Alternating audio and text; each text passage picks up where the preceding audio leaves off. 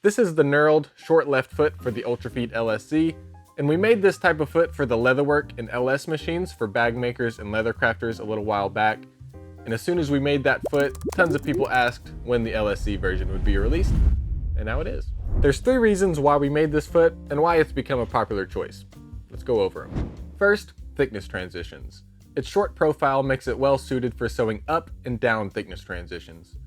When you start stacking layers or fabric hems, there can be an abrupt and significant change in the thickness of your assembly. This foot does a great job of stepping up onto and off of those layers without sliding. Because if a presser foot slides back while climbing up a transition, or slides forward while sewing off of one, that can cause some short or long stitches. Now, this foot isn't a miracle worker, and it won't increase the foot lift of your machine or the overall thickness it's capable of sewing. And I would still slow down and hand turn a huge transition like this one. But this foot will give you great performance with most normal transitions, such as fabric hems, webbing, and leather. The second feature of this foot is its agility. When you're sewing around tight areas or around pieces of hardware. For example, if I wanted to sew this D-ring to a bag strap with the standard foot, I'd have to stop further away from the hardware piece to make room for the heel and toe of the foot to land.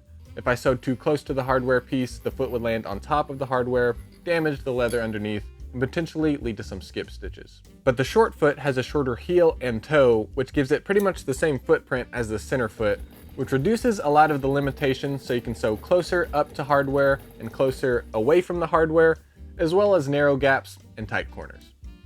One bonus tip before I get to the third feature is that this is essentially a left zipper foot, which makes it all the more useful for bag making.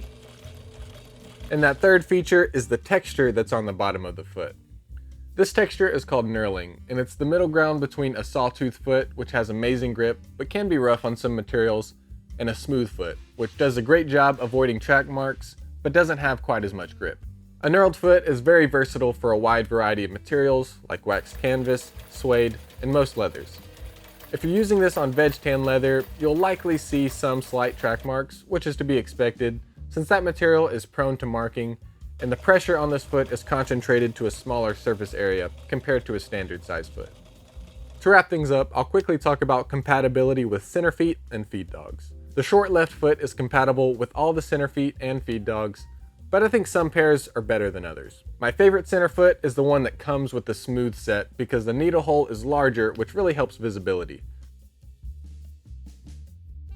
The smooth feed dog is a good option as well, but the knurled feed dog is an obvious pair. The last option I want to mention is the feed dog that comes with a smooth left zipper foot.